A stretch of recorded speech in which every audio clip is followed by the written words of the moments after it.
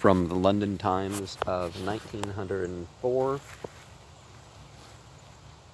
by Mark Twain, we continue with, when we entered the smoking room, we found Lieutenant Clayton and Zeppanique engaged in a warm talk over the telescope in the German tongue. Clayton was saying, well, you know my opinion of it anyway, and he brought his fist down with emphasis upon the table. And I do not value it, retorted the young inventor, with provoking calmness of tone and manner.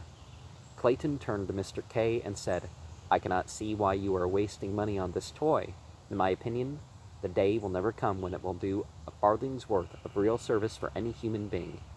That may be, yes, that may be. Still, I have put the money in it, and am content.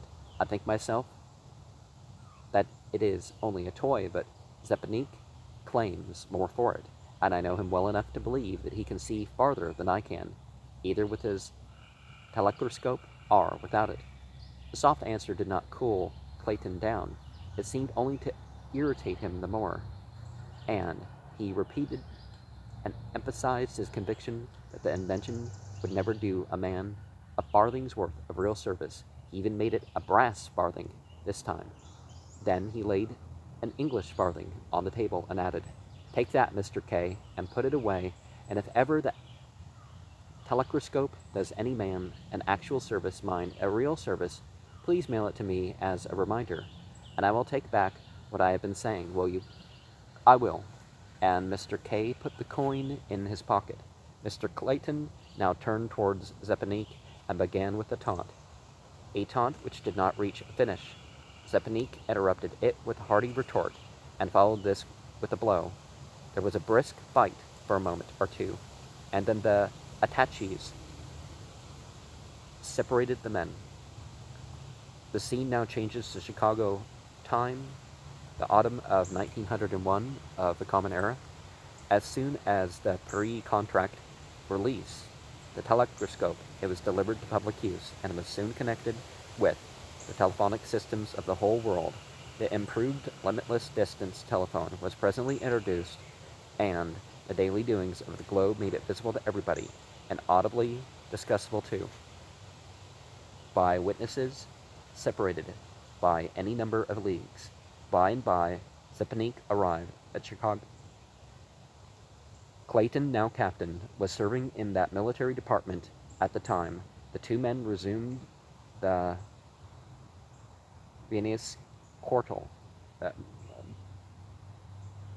They resumed the Vienna quarrel of 1898.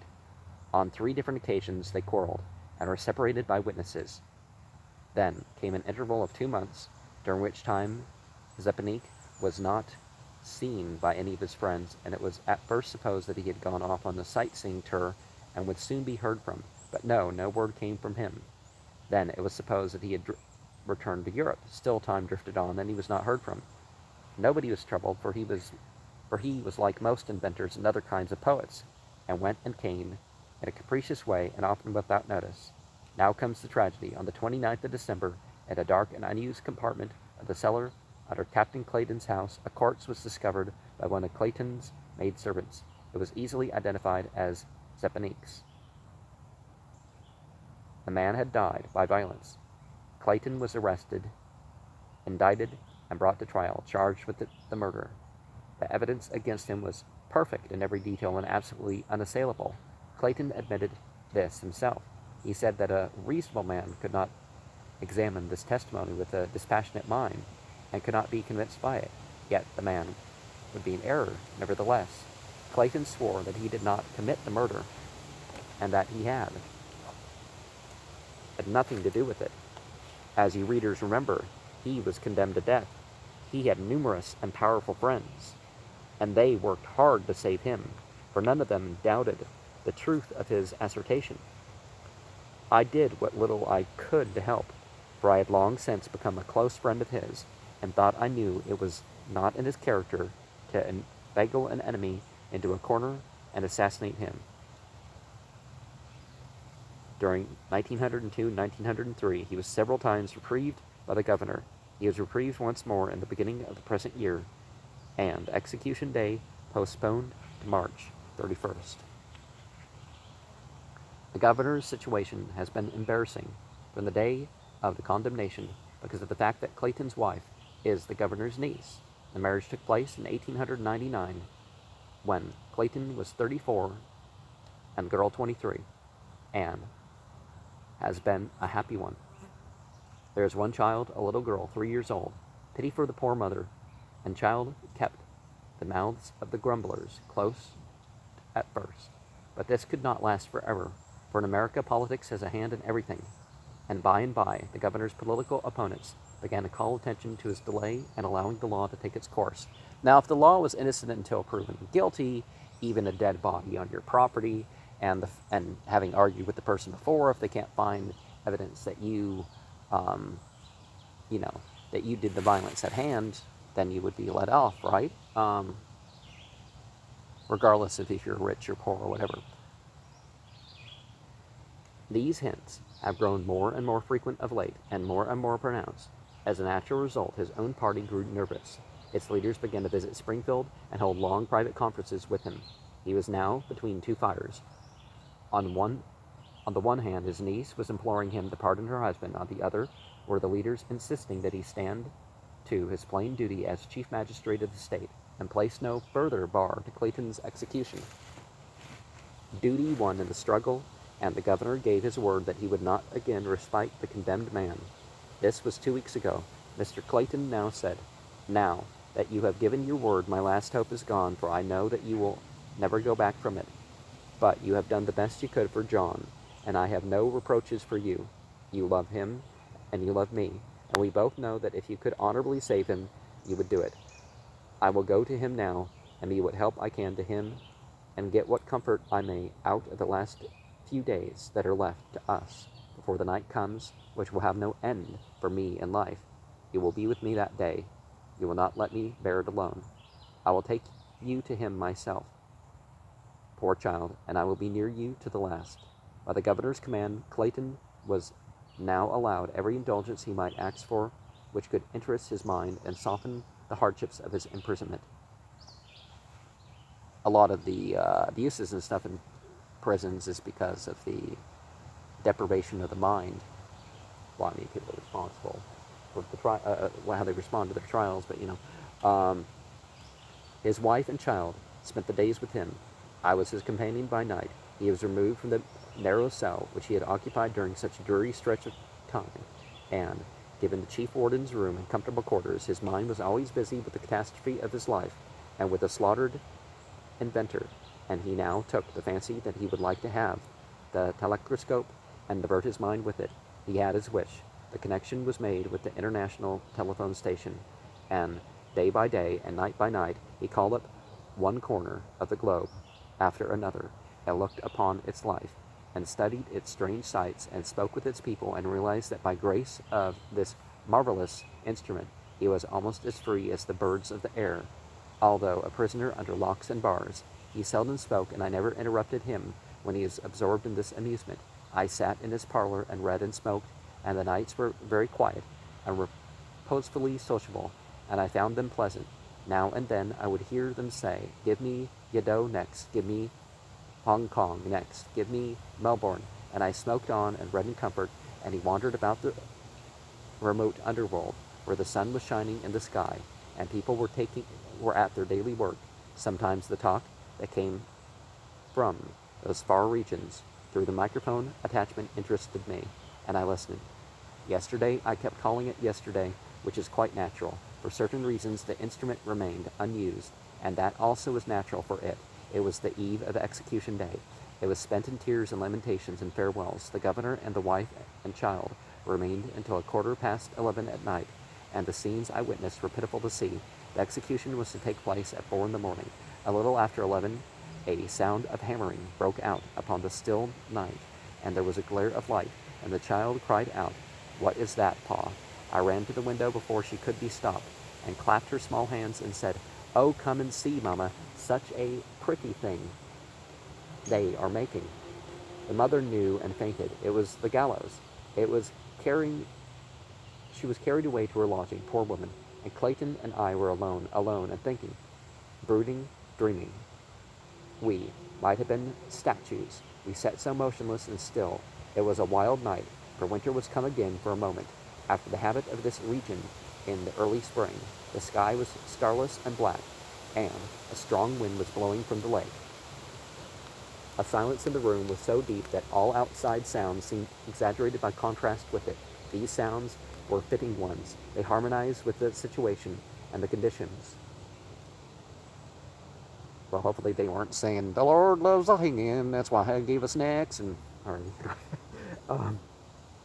the boom and thunder of sudden storm gusts among the roofs and chimneys, the lying down into moanings and wailings about the eaves and angles, now and then a gnashing and lashing rush of sleet along the window panes, and always the muffled and uncanny hammering of the gallows builders in the courtyard. After an age of this, another sound far off, becoming smothered and faint through the riot of the tempest. A bell tolling 12. Another age, and it tolled again. By and by, again, a dreary long interval after this. Then the spectral sound floated to us once more. 1, 2, 3, and this time we caught our breath. 60 minutes of life left. Clayton rose and stood by the window and looked up into the black sky and listened to the thrashing sleet and the piping wind. Then he said that a dying man's last of earth should be this. After a little he said, I must see the sun again, the sun, and the next moment he was feverishly calling, China, give me China, Peking. I was strangely stirred, and I said to myself, to think that it is a mere human being who does this unimaginable miracle, turns winter into summer, night into day, storm into calm, and gives the freedom of the great globe to a prisoner in a cell, and the sun in its naked splendor to a man dying in Egyptian darkness. I was listening. What light, what brilliancy, what radiance. This is the king? Yes. The time? Mid-afternoon. What is the great crowd for? And the gorgeous costumes. What masses and masses of rich color and barbaric magnificence, and how they flash and glow and burn in the flooding sunlight. What is the occasion of it all? The coronation of our new emperor, the Tsar? But I thought that this was to take place yesterday. Tsar is Russia, not China. This is yesterday to you. Certainly it is. But my mind is confused these days. There are reasons of it. Is this the beginning of the procession? Oh no. It began to move an hour ago. Is there much more of it still to come? 2 hours of it. Why do you sigh? Because I should like to see it all. And why can't you? I have to go, presently. You have an engagement? After a pause, softly, yes. After another pause, who are these in the splendid pavilion? The imperial family and visiting royalties from here and there and yonder in the earth. And who are those in the adjoining pavilions to the right and left? Ambassadors and their families, and suits to the right, unofficial foreigners to the left. If you'll be so good, boom, that distant bell again, tolling the half-hour faintly through the tempest of wind and sleet. The door opened, and the governor and the mother and child entered, the mother in widow's weeds. She fell upon her husband's breast in a passion of sobs, and I could not stay. I could not bear it. I went into the bedchamber and closed the door, and sat there waiting, and listening to the rattling sashes and the blustering of the storm. After what seemed a long, long time, I heard a rustle and movement in the parlor, and knew that the clergyman and the sheriff and the guard were come. There was some low voice talking, then a hush, then a prayer, with a sound of sobbing. Presently but falls the departure for the gallows. Then the child's happy voice. Don't cry now, Mama. When we've got Papa again, and taking him home. The door closed, and they were gone. I was ashamed. I was the only friend of the dying man that had no spirit, no courage. I stepped into the room and said I would be a man and would follow. But we are made as we are made, and I cannot help it. I did not go. I fidgeted about the room nervously and presently went to the window and softly raised it, drawn by that dread fascination which the terrible and the awful exert, and looked down upon the courtyard. By the garish light of the electric lamps, I saw the little group of privileged witnesses, the wife crying on her uncle's breast, the condemned man standing on the scaffold with the halter around his neck, his arms strapped to his body, the black cap on his head, the sheriff at his side with his hand on the drop, the clergyman in front of him with bare head and his book in his hand. I am the resurrection and the life. I turned away. I could not listen. I could not look. I did not know whether to do. Mechanically, and without knowing it, I put my eye to that strange instrument, and there was Peking and the Tsar's procession.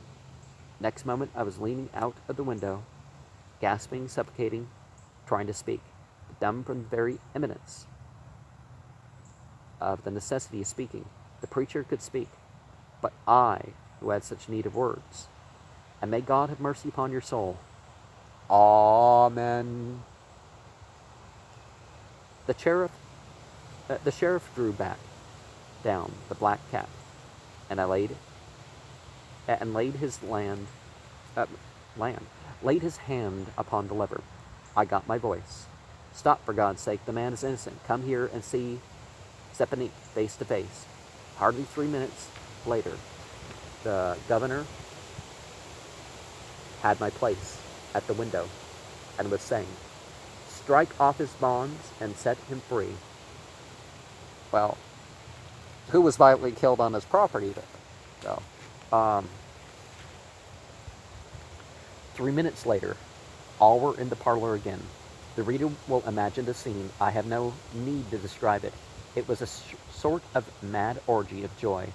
A messenger carried word to Stepanik in the pavilion, and no one could see the distressed amazement dawn in his face as he listened to the tale. Then he came to his end of the line and talked with Clayton and the governor and the others, and the wife poured out her gratitude upon him for saving her husband's life, and in her deep thankfulness she kissed him at 12,000 miles range. The telephonoscopes of the globe were put to service now, and for many hours the kings and queens of many realms, with here and there a reporter, talked with Stepanik and praised him, and the few scientific societies which had not already made him an honorary member conferred that grace upon him. How had he come to disappear from among us? It was so easily explained. He had not grown used to being a world-famous person, and had been forced to break away from the lionizing that was robbing him of all privacy and repose.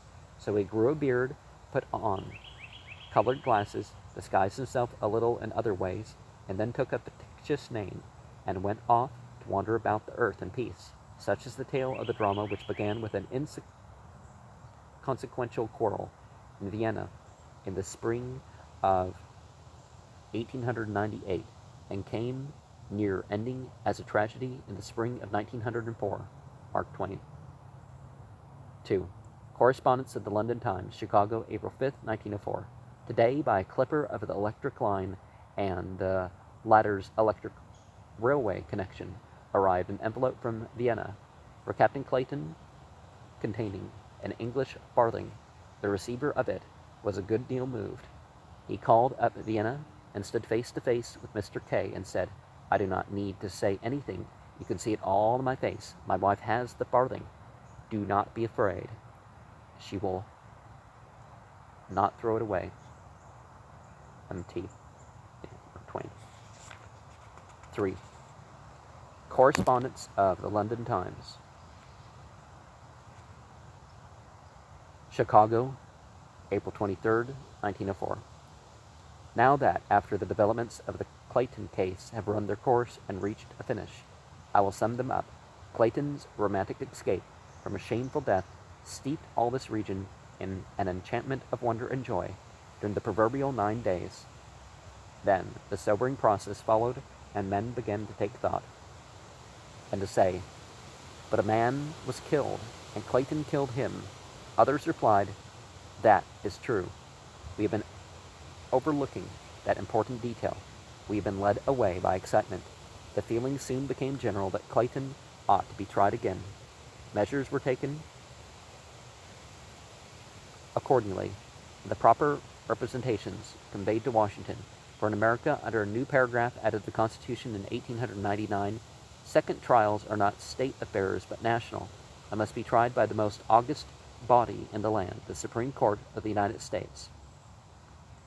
Well, because he was tried for killing one guy, it turned out to be someone else. So that's, of course, the only way in which that sort of thing would be done. The justices were therefore summoned to sit in Chicago. The session was held the day before yesterday and was opened with the usual impressive formalities, the 9 judges appearing in their black robes, and the new Chief Justice, Lemaitre, presiding. In opening the case, the Chief Justice said, "It is my opinion that this matter is quite simple. The prisoner at the bar was charged with murdering the man Zepanik. He was tried for murdering the man Zepanik. He was fairly tried and justly condemned and sentenced to death for murdering the man Zepanik. It turns out that the man Zepanik was not murdered at all. By the decision of the French courts in the Dreyfus matter, it is established between cavil or question that the decision of courts are permanent and cannot be revised. We are obliged to respect and adopt this precedent. It is upon precedents that the enduring edifice of jurisprudence is reared. The prisoner at the bar has been fairly and righteously condemned to death for the murder of the man Zepanik, and, in my opinion, there is but one course to pursue in the matter. He must be hanged." Mr. Justice Crawford said, "But, Your Excellency, he was pardoned on the scaffold for that. The pardon is not valid and cannot stand because he was pardoned for killing a man whom he had not killed. A man cannot be pardoned for a crime which he has not committed. It would be an absurdity. But, Your Excellency, he did kill a man. That is an extraneous detail. We have nothing to do with it. The court cannot take up this crime until the prisoner has expiated the other one." Mr. Justice Halleck said, "If we order his execution, Your Excellency, we shall bring about a miscarriage of justice, for the governor will pardon him again. He will not have the pardon. He cannot pardon a man for a crime which he has not committed. As I observed before, it would be an absurdity." After a consultation, Mr. Justice Wadsworth said, "Several of us have arrived at the conclusion, Your Excellency, that it would be an error to hang the prisoner for killing Zepanik, but only for killing the other man, since it is proven that he did not kill Zepanik. On the contrary, it is proven that he did kill Zepanik by the French precedent, and it is plain that we must abide by the finding of the court. But Zepanik is still alive, so is Dreyfus. In the end, it was found impossible to ignore or get around the French precedent. There could be but one result. Clayton was delivered over to the executioner. It made an immense excitement. The state rose as one man and clamored for Clayton's pardon and retrial." Yeah, it has to be proved that he's the one that did the killing, not that someone died on his property. The governor issued the pardon, but the Supreme Court was in duty bound to annul it, and did so, and poor Clayton was hanged yesterday. The city is draped in black, and indeed the like may be said of the state.